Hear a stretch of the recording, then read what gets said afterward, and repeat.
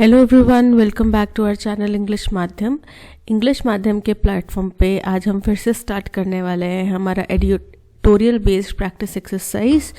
तो स्टार्ट करते हैं आज का session with thought of the day, that is you do not have to be great to start but you have to start to be great. यानी कि किसी भी काम की शुरुआत करने के लिए ऐसा नहीं है कि आपको बहुत महान होना चाहिए, आप पहले से बहुत जानकार हैं किसी चीज़ के, आप बहुत बड़े ज्ञाता हैं, ज्ञानी हैं, तभी आप किसी काम को शुरुआत कर सकते हैं। लेकिन आपको किसी भी कार्य में ज्ञानी होने के लिए, एक्सपर्ट होने के लिए उस काम की शुरुआत तो करनी ही पड़ेगी, राइट। अब जो भी लोग बड़े बड़े स्कॉलर्स हैं, चाहे किसी भी फील्ड में है, सपोज करो कि कोई बहुत बड़ा ऑथर है, तो क्या वो ऑथर बन पाता अगर उसने कभी शुरुआत ही नहीं की होती? अब वो पैदाइशी तो ऑथर नहीं पैदा हुआ था, उसने चीज़ों को देखा, समझा, ऑब्जर्व करा, उसके बाद उसने एक दिन सोचा कि मैं ये चीज़ करूँगा, मैं ये लिखूँगा। वो जो लिखा हुआ उसका था वो बहुत उम्दा था। अब ऐसा नहीं है कि जो उसने फर्स्ट टाइम लिखा वही छा गया होगा, उसने उसकी ड्राफ्टिंग बहुत बार की होगी, तब जाके वो एक ग्रेट राइटर बना होगा, राइट। तो किसी भी काम की शुरुआत करने के लिए आपको ग्रेट होना, आपको महान होना, आपको एक्सपर्ट होना ज़रूरी नहीं है, बट एक्सपर्ट बनने के लिए आपको शुरुआत करनी पड़ेगी, ठीक है। Same goes with your examination. ऐसा नहीं है कि आप बॉर्न जीनियस होंगे तभी आपको एग्ज़ाम क्वालिफाई कर सकते हैं, बट आप जब एग्ज़ाम क्वालिफाई करने के लिए ठानेंगे, अपने आप को शुरुआत करके एक देंगे कि हाँ मुझे ये करना है, और उसकी शुरुआत करेंगे और रेगुलर कंसिस्टेंसी के साथ में आप काम करेंगे, तो डेफिनेटली आप एग्ज़ाम क्वालिफाई कर पाएंगे, ठीक है। और इतने दिनों की एब्सेंस के लिए दिल से माफ़ी चाहती हूँ, कुछ टेक्निकल और पर्सनल रीजंस की वजह से नहीं अटेंड कर पाई, ठीक है। अब स्टार्ट करते हैं reading comprehension and practice exercise for SSC CGL 2024। The Bharatiya Janata Party hopes to retain a diverse support base with its pick of state leaders। बोल रहे हैं कि भारतीय जनता पार्टी ये उम्मीद दिखा रही है कि हम जो एक बहुत डाइवर्स यानी कि अलग अलग विविध वेरिएशंस के लोगों का सपोर्ट हमें मिल पाएगा अगर हम स्टेट लीडर्स को चुनते हैं और उस वक्त में ध्यान रखते हैं। देखो हुआ क्या है, जैसे हमने अभी कल के आर्टिकल में डिस्कस करा था, जो ऑडियो गया है उसमें, कि जो मध्य प्रदेश में सीएम का सिलेक्शन किया गया, ठीक है, और उसके बाद में उनके डिप्टी सीएम्स का सिलेक्शन किया गया, वो इस बेसिस पे किया गया कि ओबीसी कोटा के लोग, कैटेगरी के लोग, एससी कैटेगरी के लोग, जनरल में भी ब्राह्मण कैटेगरी के लोग कम्युनिटी में जो आते हैं, उन लोगों को सबको ये लगे कि हम सबको साथ लेके चलने की बात की जा रही है, सबका साथ सबका विकास वाली बात जो है वो सच होती दिखाई दे रही है। तो उनका ऑब्जेक्टिव बेसिकली ये है कि समाज के हर वर्ग का वोट जो है वो बीजेपी को आना चाहिए, उनका जो सपोर्ट है वो बीजेपी को आना चाहिए, ठीक है। इसके लिए उनने क्या किया है, अभी तक क्या होता था, वही जो पुराने सदियों से चले आ रहे हैं सीएम कंटेंडर्स, वही सीएम बनते थे। इस बार लीग से हट के जो पुराने सीएम्स थे उनको हटा के नए चेहरों को इनवाइट किया गया, नए चेहरों को वो जगह दी गई, जिससे कि दोहरे तिहरी एक डेवलपमेंट हुई है। पहले तो समाज में एक भावना गई है कि भाई हर धर्म का, हर जाति का यहाँ पे इक्वली सपोर्ट किया जाता है। दूसरी चीज कि ऐसा नहीं है कि जो टॉप लेवल पर है वही टॉप लेवल पर रहेगा हमेशा, कोई चीफ मिनिस्टर है तो उसका आगे बेटा ही चीफ मिनिस्टर बनेगा, ऐसा नहीं है। जो निचले से निचले स्तर पे इस वक्त कार्य करता है उसके पास भी अपॉर्चुनिटी है बीजेपी के अंतर्गत में कि वो भी सीएम की कुर्सी का दावेदार हो सकता है अगर वो अच्छा काम करे तो, ठीक है। तो यहाँ पे ये दोहरा एक मापदंड, मतलब दोहरा एक तीर से दो निशाने किए गए, ठीक है। By elevating debutant member of the Legislative Assembly bhajan Lal Sharma as the Chief Minister, elevate करना मतलब ऊपर उठाना, रेज करना। तो क्या किया गया है, भजन लाल शर्मा जो कि डेब्यूटेंट मतलब कि एकदम न्यू कमर है, नोविस है, यानी कि पहली बार वो लेजिस्लेटिव असेंबली के सदस्य बने हैं, तो उनको कौन बने हैं, भजन लाल शर्मा। इनको चीफ मिनिस्टर की नियुक्ति देना, किसके चीफ मिनिस्टर, राजस्थान के। The Bharatiya Janata Party has sought to reassure the Brahmin community. तो भारतीय जनता पार्टी इस कदम से क्या करना चाहती है, वो इस कदम से जो ब्राह्मण कम्युनिटी है उनको ये आश्वासन देना चाहती है जो कि क्या है, ये जो ब्राह्मण कम्युनिटी है ये इस इलाके में, राजस्थान के इलाके में बीजेपी का सबसे स्ट्रॉन्गेस्ट सपोर्ट बेस है। ठीक है, इनसे ही सबसे ज्यादा सपोर्ट इनको मिलता है बीजेपी को। Having cut his teeth in the राष्ट्रीय स्वयंसेवक संघ, कट one's teeth का मतलब होता है कि किसी पर्टिकुलर चीज में अपना अनुभव लेना। तो इन्होंने, जो ये भजनलाल शर्मा है, इन्होंने अनुभव कहाँ से लिया है, राष्ट्रीय स्वयंसेवक संघ आरएसएस से इन्होंने अनुभव लिया है। एट द ग्रास रूट, एकदम बिल्कुल बेसिक लेवल से इन्होंने ट्रेनिंग जो ली है वो राष्ट्रीय स्वयंसेवक संघ में अपने आप को स्थापित किया है, वहां पे इन्होंने अपनी अहमियत जताई है। Mister Sharma has risen overnight to the top seat, तो वहां से बिल्कुल ग्रास रूट से काम करते करते अपनी पकड़ उन्होंने वहां पे अनुभव लिया आरएसएस में, और अब रातों रात वो स्टेट की टॉप सीट पे पहुंच गए, which is also a signal to the cadre of party, जो कि पार्टी के संगठन के जो अंतर्गत कर्मचारी हैं उनके समूह तक ये संदेश जाता है that anything is achievable in BJP, कि बीजेपी के अगर आप रहेंगे बीजेपी में तो आप कुछ भी हासिल कर सकते हैं। The new power structure also means the sidelining of old guard। अब ये जो नया पावर स्ट्रक्चर आया है, नए लोग सत्ता में आए हैं, तो इसका ये मतलब भी है कि भाई हम जो पुराने अनुभवी सदस्य हैं, ओल्ड गार्ड है, यानी कि पुराने जो अनुभवी मेंबर्स हैं, सदस्य हैं, उनको साइडलाइन कर देंगे, यानी कि दरकिनार कर देंगे।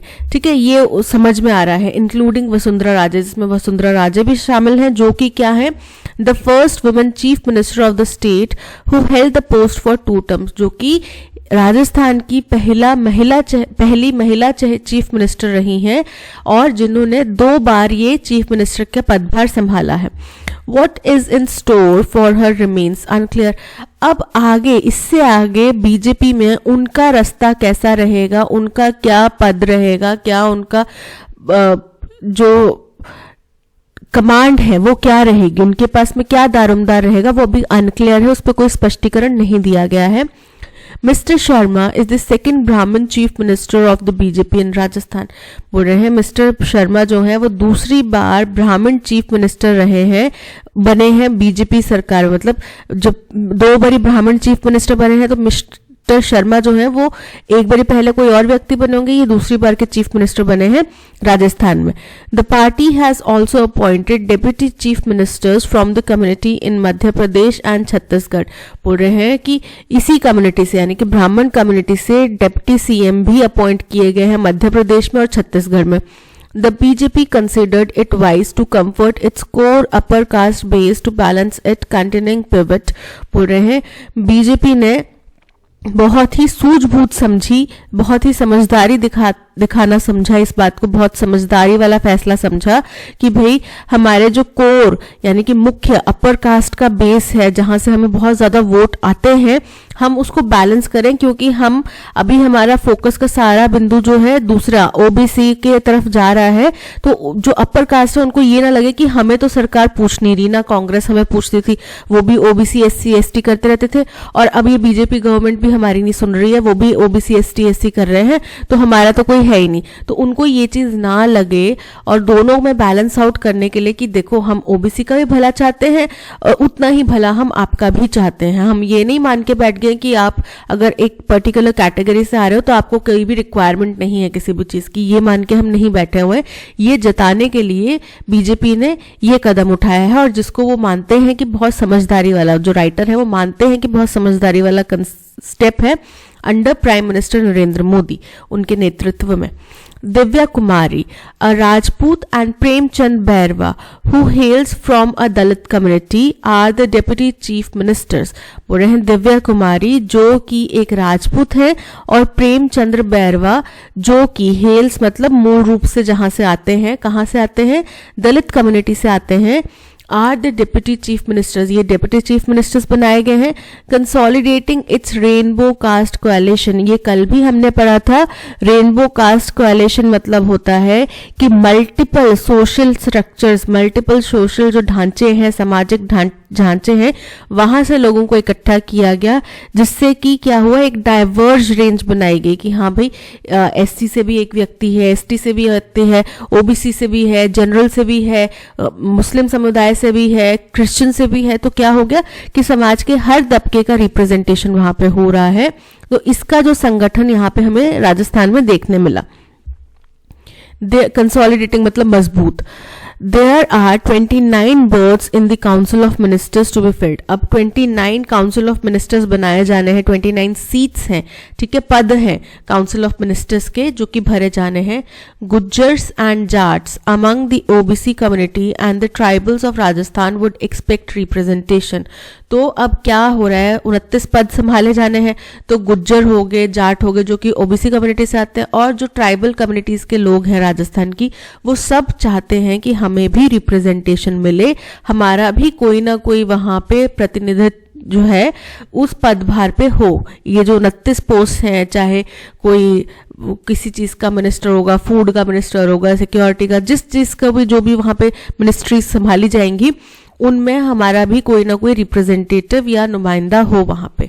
Mister Sharma has to keep the party flock together. अब फ्लॉक मतलब होता है झुंड, समूह।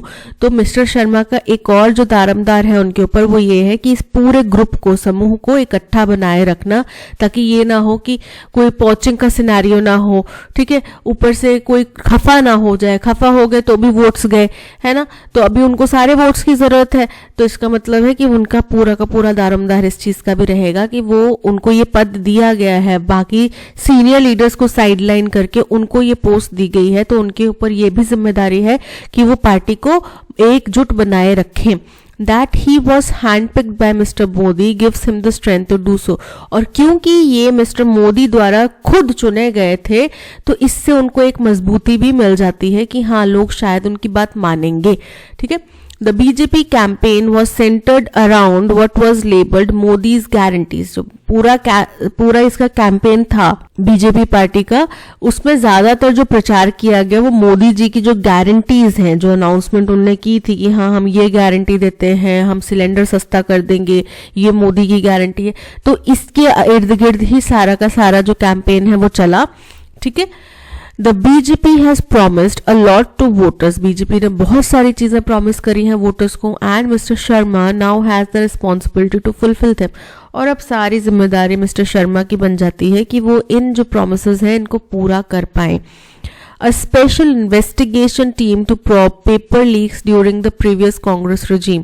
एक स्पेशल इन्वेस्टिगेशन टीम बनाई जाएगी जो कि क्या करेगी, जो पिछली कांग्रेस सरकार के दौरान में अलग अलग पेपर लीक्स हो गए थे कि ये पेपर लीक हो गया, फलाना पेपर लीक हो गया, तो उनकी जांच करेंगे, वो प्रॉब मतलब उनकी जांच पड़ताल करेंगे, ठीक है। Establishment of women police station, महिला पुलिस स्टेशन बनाए जाएंगे।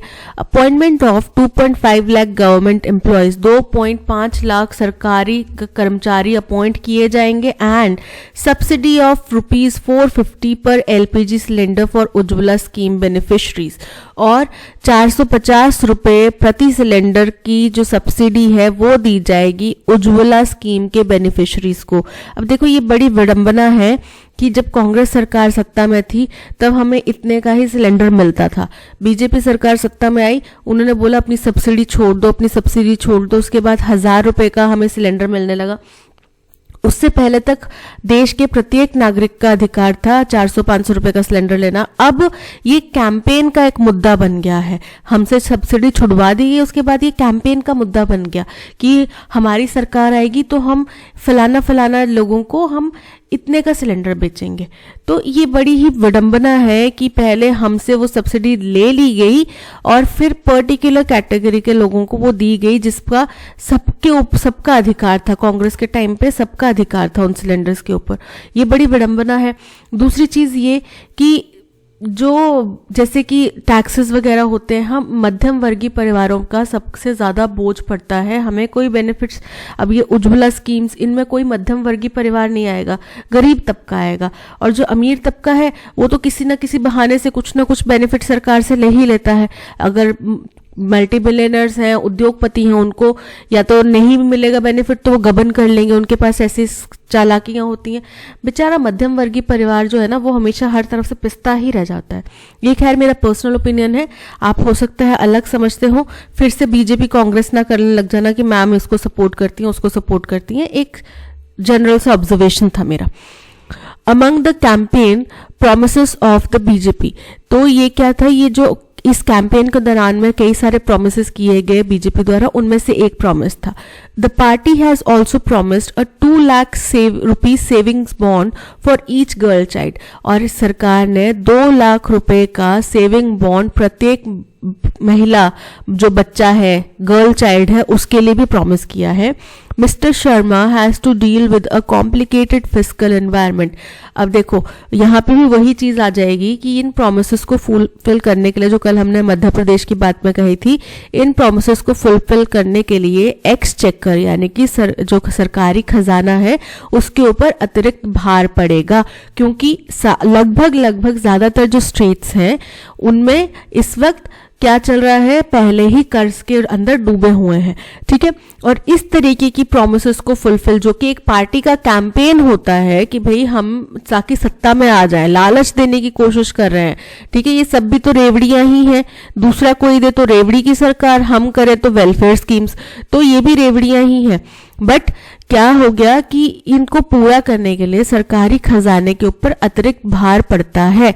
ठीक है, और ये समझना जरूरी होगा कि हम ऑलरेडी कर्ज में डूबे हुए हैं।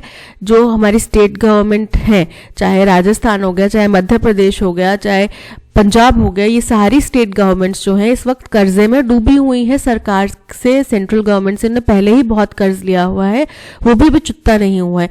और अगर इन सब स्कीम्स को, क्योंकि अपना रेवेन्यू इतना जनरेट नहीं हो रहा कि ये सारी स्कीम्स भी लागू हो जाए, उसके अलावा जो इंफ्रास्ट्रक्चर डेवलपमेंट है वो भी हो जाए, तो इतना रेवेन्यू नहीं जनरेट हो रहा। तो हमें ये भी बहुत सोच समझ के, अब ये मिस्टर शर्मा की जिम्मेदारी बन गई है कि इन चीजों को वो, ये जो प्रोमिसेस हैं इनको फुलफिल करे। Avoid a conflict with the party old guard, और जो पुराने जो अनुभवी सदस्य हैं पार्टी के, उनके साथ में कोई भी मतभेद से वो बचे रहे। And balance the social equations in the state, और इस स्टेट में एक सामाजिक जो इक्वेशन है, सामाजिक जो चलता है तालमेल, वो बिठा के चलें, उसको बैलेंस करें। The new chief minister has inspired enthusiasm among party workers and people alike. इन्होंने पार्टी वर्कर्स में भी और जो लोग हैं जनता है उसमें भी समान रूप से एंथुजियाज्म, यानी कि एक जो होता है ना कि अरे वाह ये चीफ मिनिस्टर हम आपके लिए करेंगे, हम ये करेंगे वो करेंगे, वैसा वाला एंथुजियाज्म उनमें भर दिया है। ठीक है, एनर्जी, जोश भर दिया है। And the BJP central leadership will likely expect him to be in control well ahead of the Lok Sabha elections in April and May, बोल रहे हैं। और बीजेपी की जो केंद्र की लीडरशिप है वो ये चाहेगी, वो उनसे उम्मीद रखती है, शर्मा जी से उम्मीद रखते हैं कि वो लोकसभा इलेक्शंस जो कि अप्रैल मई के दौरान में होने वाले हैं उससे पहले ही ये सब चीजों को अच्छे से मैनेज कर ले। ठीक है, वो सारी चीजों को कि जनता और इनके हित में हो जाए, बीजेपी के हित में, ताकि लोकसभा में हम जीत पाए, बीजेपी जीत पाए, इसलिए वो चाहते हैं कि ये अच्छे से इसके ऊपर अपनी पकड़ बना ले। He will also have to safeguard the trust endowed in him by the central leadership, बोल रहे हैं। इनके ऊपर एक और जिम्मेदारी है कि इनको क्या करना पड़ेगा, जो केंद्र सरकार ने इनके ऊपर, जो सत्ता में केंद्र की जो लीडरशिप है उन्होंने इसके ऊपर विश्वास दिखाया है शर्मा जी के ऊपर, उसको भी उनको बचाना पड़ेगा, उनको भरोसा दिलाना पड़ेगा कि ठीक है आपने मुझ पर विश्वास दिलाया तो मैं वाकई में इस पद के काबिल था और मैं हूं इस पद के काबिल और मैं आपकी आशाओं पे खरा उतरूंगा। ये अब जिम्मेदारी किसकी है? शर्मा जी की। Mister Sharma who has no previous experience in government, अब क्योंकि ये न्यूनतम है, पहली दफा असेंबली में आए हैं तो इनका कोई सरकार का एक्सपीरियंस है नहीं, may have to rely on an efficient set of political and bureaucratic advisors। तो अब इनको ज्यादा भरोसा किसके ऊपर करना पड़ेगा, किसके ऊपर निर्भर रहना पड़ेगा? बहुत ही सूझबूझ वाले प्रभावी पॉलिटिकल और ब्यूरोक्रेटिक एडवाइजर्स के ऊपर।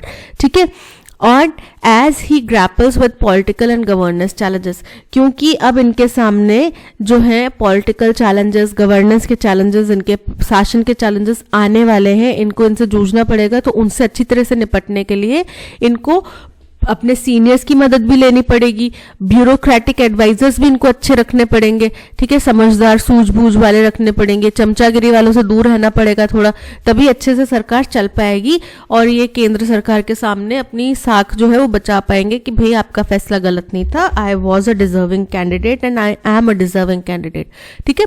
तो ये चीजें अब जिम्मेदारी किसकी आ गई? शर्मा जी की।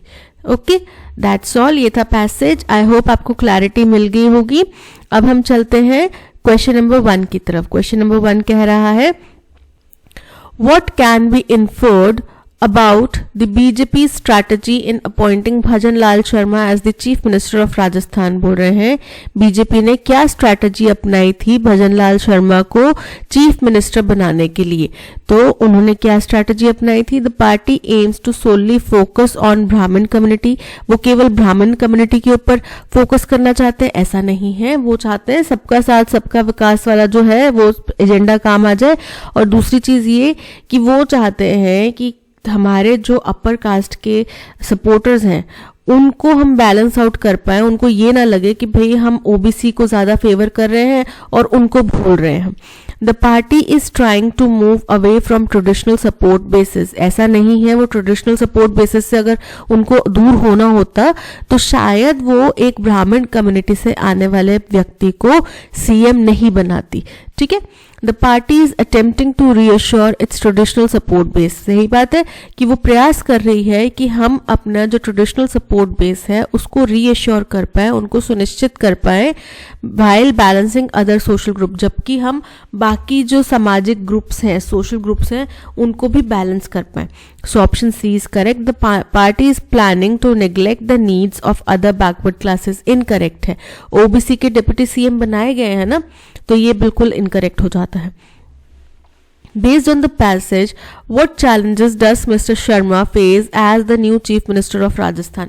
बोल रहे हैं पैसेज के अनुसार मिस्टर शर्मा जो है अब नए सीएम बन गए राजस्थान के, तो उनके आगे क्या क्या चैलेंजेस आएंगे? He need to focus exclusively on Brahmin communities interest. ऐसा नहीं है, अगर केवल एक ही व्यक्ति या एक ही पर्टिकुलर समुदाय के लिए फेवर करेंगे तो उससे जो बीजेपी का पर्पस है कि भाई लोकसभा इलेक्शंस में हमारी पकड़ अच्छी बने, वो नहीं हो पाएगी।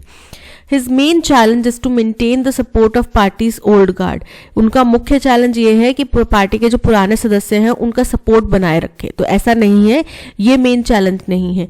He must balance various social and political expectations while fulfilling election promises। बिल्कुल करेक्ट है। अलग अलग सामाजिक वर्गों के जो एक्सपेक्टेशंस हैं, पॉलिटिकल एक्सपेक्टेशंस हैं लोगों की या पॉलिटिकल पार्टीज की, उनको फुलफिल करें, साथ ही साथ जो इलेक्शन प्रोमिसेस किए गए हैं उनको फुलफिल करें। So option C is correct. His only challenge is to manage the financial aspects of the state. Incorrect है।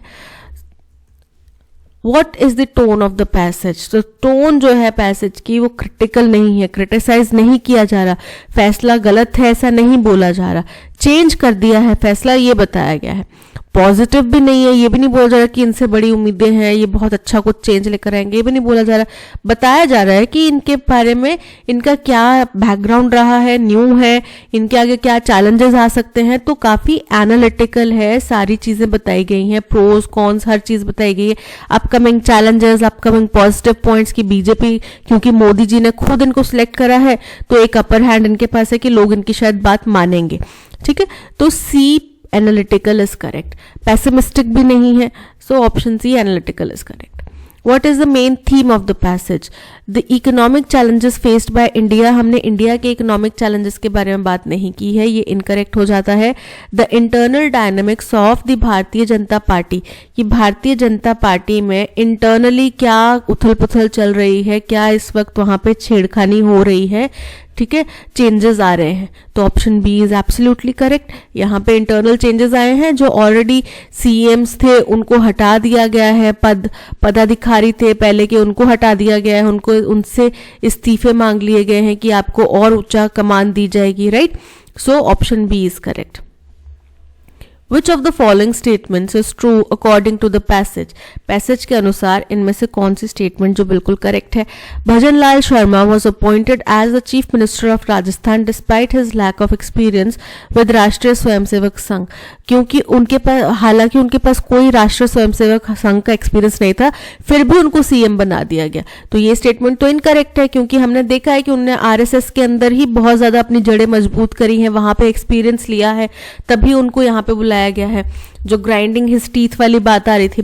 Vasundhara Raje the former CM has been given a significant role in the new government. अभी उनका role जो है वो clear नहीं है, clarity नहीं मिली है कि वसुंधरा राजे का आगे का रास्ता क्या होगा, कैसा होगा, क्या पदभार उनको दिया जाएगा, इसमें कोई क्लैरिटी नहीं है।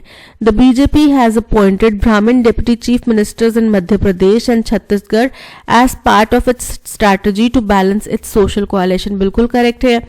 The BJP has promised to establish women police stations and appoint 1.5 lakh government employees as part of their campaign। तो 1.5 लाख नहीं 2.5 लाख। देखो फर्स्ट पार्ट तो करेक्ट है कि वुमेन पुलिस स्टेशन बनाने हैं, लेकिन जो इस स्टेटमेंट का सेकंड पार्ट है 1.5 लाख गवर्नमेंट जॉब्स वाला, वो इनकरेक्ट है। 2.5 लाख सरकारी नौकरियों की बात की गई है, तो ऑप्शन डी जो है इनकरेक्ट हो जाता है, which means option C is correct. Which of the following is not a valid inference based on the passage? जो करेक्ट नहीं है इस पैसेज के बारे में हमें वो बताना है। भजन लाल Sharma's appointment as chief minister signifies the BJP's commitment to promoting leaders with grassroots experience। बिल्कुल करेक्ट है ये तो बिल्कुल सही है कि हाँ उनका प्रमोशन जो है वो यही दिखाता है कि अगर आपने थोड़ा आपका जो बेस है वो स्ट्रांग है, आपने बीच ग्रास रूट लेवल पे काम किया है, तो आप अपर किसी भी पोजीशन पे आप पहुंच सकते हैं। The BJP strategy includes balancing caste representation in its leadership। बोल रहे हैं बीजेपी की स्ट्रैटेजी यही है कि वो कास्ट रिप्रेजेंटेशन को अपनी नेतृत्व में और बैलेंस आउट कर पाए, to cater to a diverse support base. तो बिल्कुल करेक्ट है, ताकि अलग अलग समुदाय के लोगों का जो रिप्रेजेंटेशन है वो हो पाए, तो ये बिल्कुल करेक्ट है। The new government under Bhajan Lal Sharma is expected to resolve all physical challenges in Rajasthan immediately, कि वो सारे चीजें निपटा दे, सारे फाइनेंशियल चैलेंजेस निपटा दे।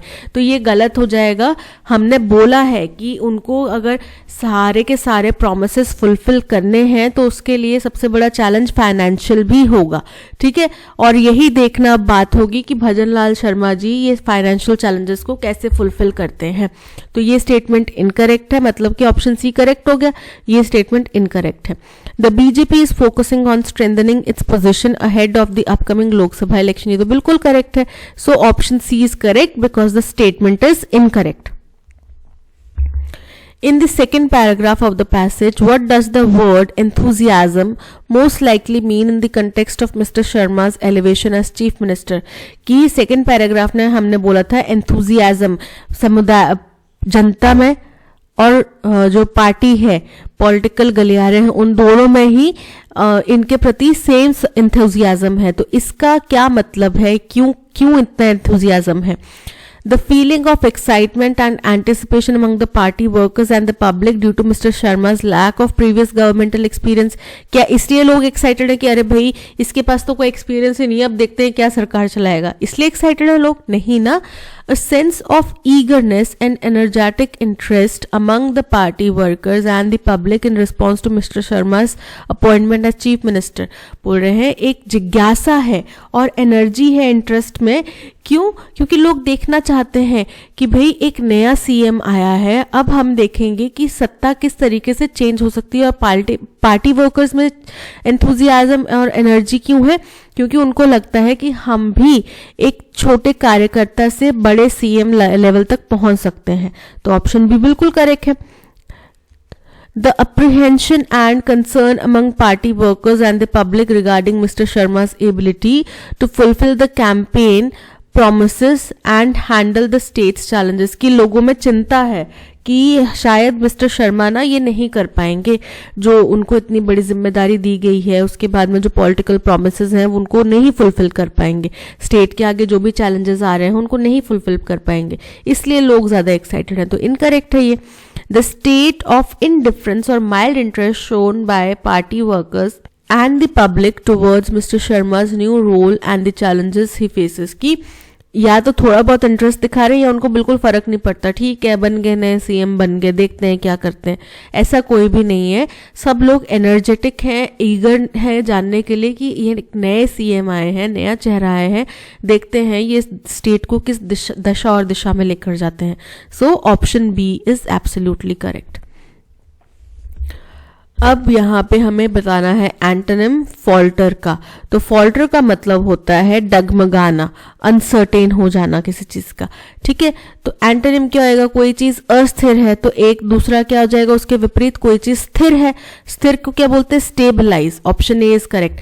सस्पेक्ट, सस्पेक्ट मतलब संदेह करना. हॉन्ट मतलब डराना, और ट्रांसफर मतलब स्थानांतरित करना. तो यहाँ पे option A stabilise is correct. It was difficult for her to salvage her reputation after the scam. अब salvage का हमें एंटोनिम बताना है, तो सबसे पहले हमें salvage का मतलब पता होना चाहिए. salvage का मतलब होता है बचाना. अब उसके ऊपर स्कैम हुआ, किसी ने कुछ स्कैम करा, तो उस स्कैम के बाद में उसको अपनी जो रेपुटेशन है उसको बचाना बड़ा डिफिकल्ट हो गया. ठीक है, तो बचाना, और दूसरी तरफ उसका विपरीत क्या हो जाएगा, डैमेज करना. क्लेम, क्लेम मतलब होता है दावा करना किसी चीज का. रिकवर मतलब किसी चीज को पुनः स्थापित कर लेना, पुनः, जैसे कि मेरा फोन था वो गुम हो गया तो मैंने उसको रिकवर कर लिया, यानी कि कहीं से ढूंढ के निकाल लिया. डैमेज मतलब बचाने का विपरीत नुकसान हो जाना, क्षति पहुंचाना. और रेस्क्यू मतलब बचाव करना. तो यहाँ पे option C damage is correct. हमें एलिगेशन का एंटोनिम ढूंढना है इस स्टेटमेंट के अंदर में. The lawyers cross examination tactics were design to elicit incriminating testimony from the witness. अब टेस्टिमोनी का मतलब होता है साक्ष्य, गवाह. ठीक है, इंक्रिमिनेटिंग का मतलब होता है अपराध साबित करना, और डिजाइंड का मतलब होता है इस तरीके, जैसे कुछ होता है ना कि इस तरीके से वो बनाया गया था, किसी की संरचना जो होती है.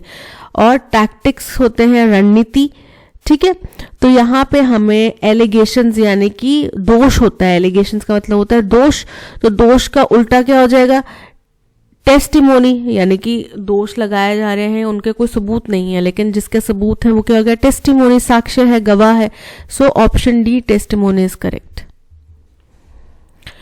To be a successful writer, you need to have plenty of words. अगर आपको एक कामयाब लेखक बनना है तो आपके पास में शब्दकोश बहुत होना चाहिए. आपके पास शब्दों का जो भंडारण है वो बहुत होना चाहिए, जिससे आप अपनी बात को सुंदर सुंदर शब्दों के जरिए कह सकें कि पढ़ने वाला भी चकित रह जाए, भौंचक्का रह जाए कि भाई इतने शब्दों का चयन इन्होंने कहाँ से किया. ठीक है, अब आपने देखा होगा इस पूरे स्टेटमेंट में जो अभी मैंने एक्सप्लेनेशन करा, मैंने बिल्कुल शुद्ध हिंदी के शब्दों का प्रयोग करा. तो ये क्यों है, क्योंकि शब्दकोश काफी है. हमें कोपियस जो है इसका एंटोनिम बताना है. Otherwise you will write a meagre novel, या अगर ये नहीं होगा तो आप क्या करेंगे, आप एक बहुत ही तुच्छ सा नॉवल लिखेंगे which won't receive good response from the readers, जिसको अच्छा जो है रिस्पॉन्स नहीं मिलेगा उसके पढ़ने वालों से, रीडर्स से. ठीक है, तो हमें कोपियस का मीनिंग बताना है. कोपियस का एंटोनिम बताना है. कोपियस का मतलब होता है बहुत प्रचुर मात्रा में, बहुत एबंडेंस में. ठीक है, बहुत बड़ा. ठीक है, तो मीगर क्या होता है, तुच्छ, लिमिटेड, स्कार्स. ठीक है, इनसफिशिएंट. सक्सेसफुल मतलब सफल. प्लेंटी मतलब बहुत मात्रा में, प्रचुरता में. मीगर मतलब तुच्छ सा, थोड़ी सी मात्रा में, कम. और रिस्पॉन्स मतलब प्रतिक्रिया. तो यहाँ पे option C meagre is correct, क्योंकि कोपियस का ये एंटोनिम है. The lower strata are mostly non-benefited by the reign of monarchy. देखो, लोअर स्ट्रेटा मतलब निचले तबके के जो लोग होते हैं. तो समाज का जो ढांचा है उसमें जो ये वर्गीकरण किया गया है, सबसे टॉप से सबसे निचले तबके के जो लोग होते हैं उनके पास में ज्यादा बेनिफिट्स पहुंचते ही नहीं हैं, जो कि किसमें, मोनार्की के राज में. अगर मोनार्की क्या होता है, राजा प्रजा वाला जो सिस्टम होता है ना, उस जो प्रक्रिया है, वो जो एक संरचना है किसी भी सरकार की, किसी भी देश की, उसमें सबसे निचले तबके के पास में ज्यादा फायदे पहुंचते नहीं हैं. तो अब हमें यहाँ पे एरर फाइंड आउट करना है। तो देखो, lower strata, mostly, not, benefited की स्पेलिंग जो है वो इनकरेक्ट है। बेनिफिटेड की स्पेलिंग क्या होता है? BENEFITTED, benefited. ठीक है, तो स्पेलिंग क्या हो गए? इनकरेक्ट। किसके? बेनिफिटेड के। Option D is correct. I told Benny that the die was cast and there was no further escape। बोल रहे हैं कि मैंने बेनी को कहा, उसको बताया मैंने कि अब जो है die was cast का मतलब होता है कि अब जो है वो स्थिति गढ़ चुकी गई है। जैसे कि आपने कुछ कार्य कर दिया है, आपने तीर कमान से छोड़ दिया है, अब उसको रोका नहीं जा सकता, अब कोई आगे चारा नहीं है, अब तो वो निशाने पे जाके लगेगा ही लगेगा। ठीक है, तो मतलब अब आपने कुछ फैसला या कुछ चीज कर दी है, अब उसको आप बदल नहीं सकते, आपका कोई भी फायदा नहीं। जैसे आपने कोई एग्जामिनेशन फॉर्म भरना था, आपने वो फॉर्म फिल कर दिया, अब वो फिल हो गया, आपने उसमें डेट ऑफ बर्थ गलत लिखी, आपने उसमें कुछ स्कोर गलत लिख दिया, उसका आप कुछ नहीं कर सकते। ठीक है, आप फर्दर स्टेजेस में डिस्क्वालीफाई हो जाए, वो आपकी खुद की गलती है कि आपने गलत फॉर्म भर दिया, बट वो आप भर चुके हैं, आप उसमें कुछ नहीं कर सकते। ठीक है, the course of action ended and couldn't B restarted. ऐसा नहीं है कि कुछ एंड हो गया है और उसको आप दोबारा शुरुआत नहीं कर सकते। The course of action would never begin, कि कोई भी जो कार्य है वो कभी शुरुआत ही नहीं होगी उसकी, तो ये इनकरेक्ट है। The course of action began and it could not be blocked, कि अब तो शुरुआत हो चुकी है कुछ कार्य की, अब उसको रोका नहीं जा सकता। So option C is correct. The Indian army airlifted thousands of people from Ukraine. Indian army ने हजारों की संख्या में लोगों को यूक्रेन से एयरलिफ्ट करा। तो अब इसको पैसिव वॉइस में करना है कन्वर्ट, तो द इंडियन आर्मी क्या है? हमारा सब्जेक्ट है, एयरलिफ्टेड क्या है? हमारा वर्ब है, थाउजेंड्स ऑफ पीपल क्या है? हमारा ऑब्जेक्ट है। तो ऑब्जेक्ट पहले आ जाएगा, थाउजेंड्स ऑफ पीपल। अब ये संख्या देखो, थाउजेंड्स ऑफ पीपल, तो क्वांटिटी कैसे होगा? प्लूरल है ये, तो वर क्या आ जाएगा साथ में? वर्ब के साथ में वर। अब क्या किया गया था? एयरलिफ्टेड, वर एयरलिफ्टेड, और कहां से? किसके द्वारा? From Ukraine by the Indian army. Thousands of people had been, continuous form में नहीं आएगा, हैव बीन नहीं आएगा, और सिंगुलर भी है। ठीक है, thousands of people are airlifted, present की घटना नहीं है, पास्ट की घटना है। Thousands of people were airlifted from Ukraine by Indian Army. Option D is correct. Select the most appropriate option that can substitute underline segment. अच्छा, one word substitute करना, इस जो अंडरलाइन स्टेटमेंट है इसके लिए करेक्ट फॉर्म यहाँ पे substitute करना है। ठीक है, this hill is a nice place to meditate because one can enjoy solitude. बोल रहे ये जो पहाड़ी है ये एक बहुत अच्छी जगह है मेडिटेट करने के लिए, क्योंकि यहाँ पे एकांत मिल जाता है, एकांत आप झेल सकते हैं, मतलब यहाँ पे आपको कोई शोर शराबा नहीं मिलेगा, एकांत मिलेगा। तो इसमें कोई करेक्शन की रिक्वायरमेंट नहीं है, सब सही है, no substitution required, no correction required. Option C is correct.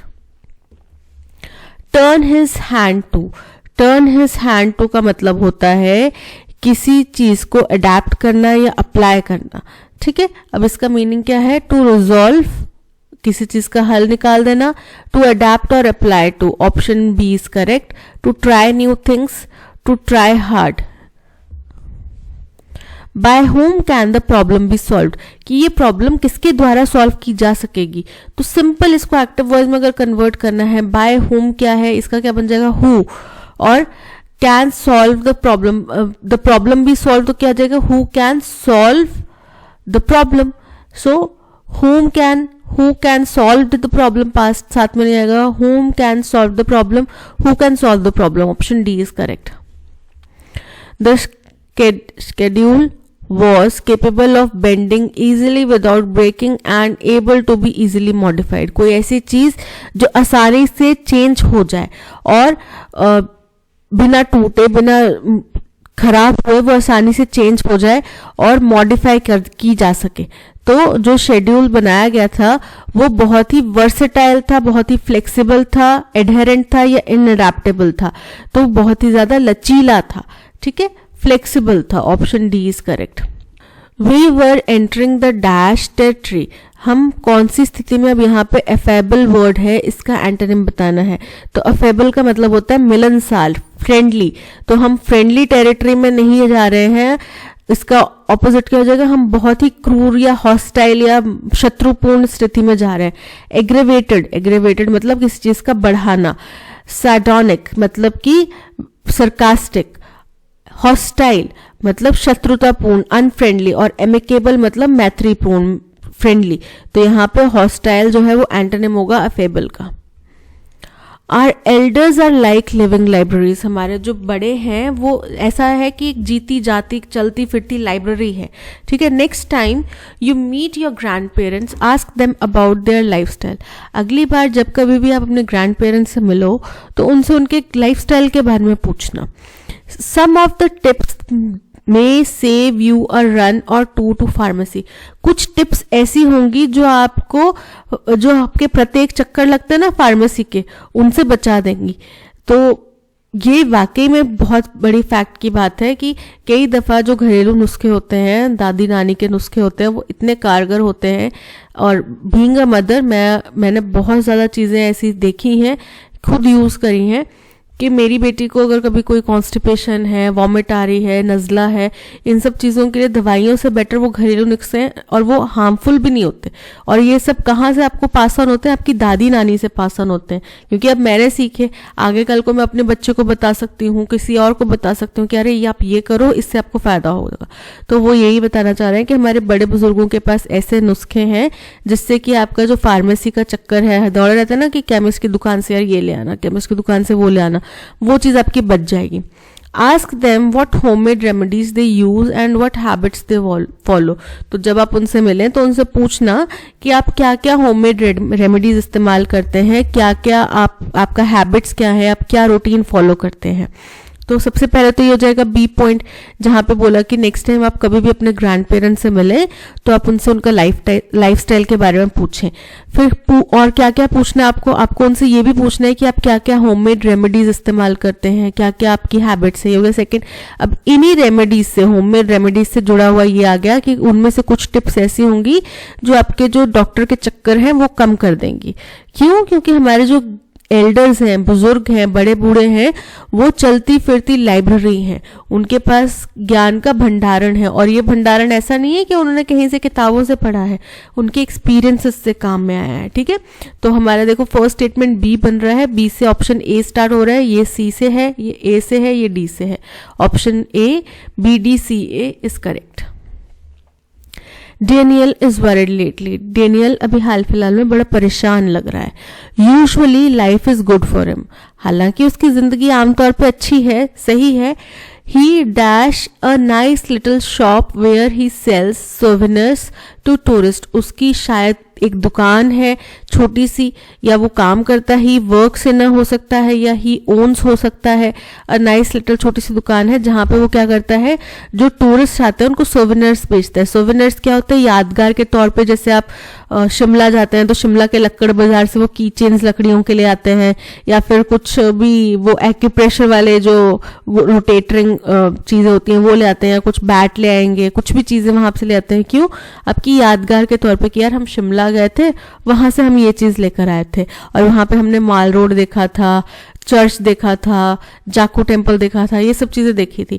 ठीक है। गोवा जाएंगे तो वहां से आप शेल्स ले आएंगे कुछ, या कोई बियर की बोतल ले आएंगे, राइस बियर ले आएंगे, ऐसे कुछ चीजें ले आते हैं।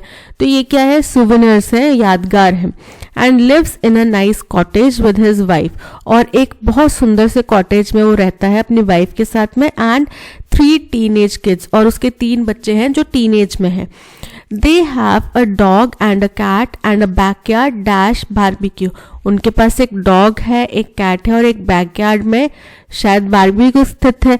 दे host all the family gatherings, meetings, functions, कि वो जो भी फैमिली मीटिंग्स होते हैं, फंक्शंस होते हैं, गैदरिंग्स होती हैं, उनको यहाँ पे होस्ट करते हैं। And his wives Turkey is the best in the country, और उनकी वाइफ का बनाया गया जो टर्की डिश है वो पूरे देश में सबसे बेस्ट है।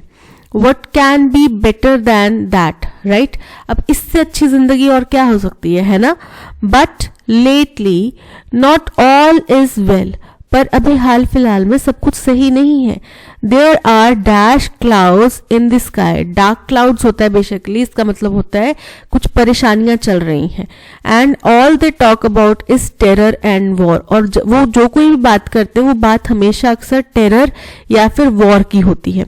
दे फील समथिंग में हैपन, उनको ऐसा लगता है कि कुछ होने वाला है या हो जाएगा। The dash life as he knows may be lost forever, और जो अच्छी खासी जिंदगी जिसको वो जानता था वो शायद हमेशा के लिए खत्म हो जाएगी। He dash a nice little shop where he sells souvenirs, तो उसके ब्लैकन्स यानी कि काली हो चुकी है नाइस लिटिल शॉप। ओन्स यानी कि वो उसके पास एक मतलब उसकी पर्सनल एक शॉप है, छोटी सी शॉप है। ओन्स मतलब वो उसका मालिक है, तो यहाँ पे ओन्स की बात आएगी। अलाउज मतलब परमिशन देना, और एक्सेप्ट मतलब किसी चीज को स्वीकार करना। तो यहाँ पे क्या होगा, he owns a nice little shop, उसकी एक दुकान है छोटी सी जहाँ पे वो सोवेनिर्स बेचता है। दे have a dog and a cat and a backyard dash barbecue, for barbecue बिल्कुल करेक्ट है कि बारबेक्यू के लिए उनके पास एक बैकयार्ड है। ड्यूरिंग बारबेक्यू के दौरान उनके पास बैकयार्ड नहीं आ जाता। फ्रॉम बारबेक्यू से बैकयार्ड नहीं आया है। अंडर बारबेक्यू के नीचे बैकयार्ड नहीं है। बारबेक्यू बैकयार्ड में करते होंगे तो क्या होगा, option A for backyard, for barbecue. They host all the family assemblies, तो फैमिली की असेंबली नहीं होती। असेंबली क्या होता है कि आप एक फॉर्मल तरीके से किसी बड़ी संख्या को गैदर कर रहे हैं, जैसे स्कूल में होते हैं ना, असेंबली में इकट्ठे हो जाओ, असेंबली में चलते हैं। गैदरिंग्स मतलब एक सोशल असेंबली जहां पे आप अपने फ्रेंड्स, फैमिलीज, कलीग्स को बुला लेते हैं पर्सनल कई बारी, है ना, तो हो गया गैदरिंग्स। क्राउड्स मतलब भीड़। रैलीज मतलब जो ऑर्गेनाइज्ड इवेंट्स होते हैं या प्रोटेस्ट होते हैं उनको बोला जाता है रैलीज। तो यहाँ पे क्या होगा, family gatherings, option B is correct. There are dash clouds, opaque मतलब पारदर्शी, ठीक है, जो अपारदर्शी, ट्रांसपेरेंट मतलब पारदर्शी, ओपेक मतलब अपारदर्शी, मतलब जिससे आप झांक नहीं सकते, पार देख नहीं सकते, ठीक है, वो होता है ओपेक, ठीक है। ओपेक क्लाउड्स नहीं होंगे। डार्क क्लाउड्स यानी कि संकट के बादल छाए हुए हैं, उनको ऐसा लगता है कि कुछ गलत होने वाला है, तो संकट के बादल। डायर मीन्स अर्जेंट, और शैडो मीन्स शेड किसी चीज की, है ना, तो यहाँ पे क्या होगा, option B dark is correct. They feel something may happen, उनको ऐसा लगता है कुछ हो जाएगा।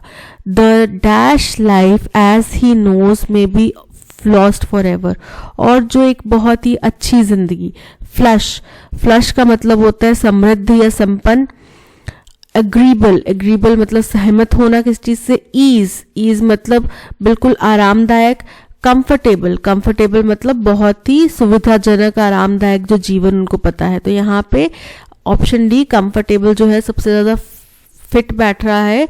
जो कंफर्टेबल लाइफ उनको जिसके बारे में वो जानते हैं वो शायद हमेशा के लिए खत्म हो जाएगी, ऐसा डर उनके मन में बैठ गया हुआ है, ठीक है। तो ये था आज का editorial plus practice exercise questions. I hope आपको पसंद आया होगा। अगर पसंद आया है तो लाइक, शेयर और सब्सक्राइब जरूर कीजिएगा। पीडीएफ आप डाउनलोड कर लीजिए टेलीग्राम चैनल से। टेलीग्राम चैनल का लिंक दे दिया गया है आपको डिस्क्रिप्शन बॉक्स में। इसके अलावा प्ले स्टोर से हमारी ऐप भी डाउनलोड कर सकते हैं, उसका लिंक भी आपको डिस्क्रिप्शन बॉक्स में दे दिया गया है। दैट्स ऑल, आज के सेशन में इतना ही। मिलते हैं नेक्स्ट सेशन में। Till then keep learning and keep practising. Bye bye.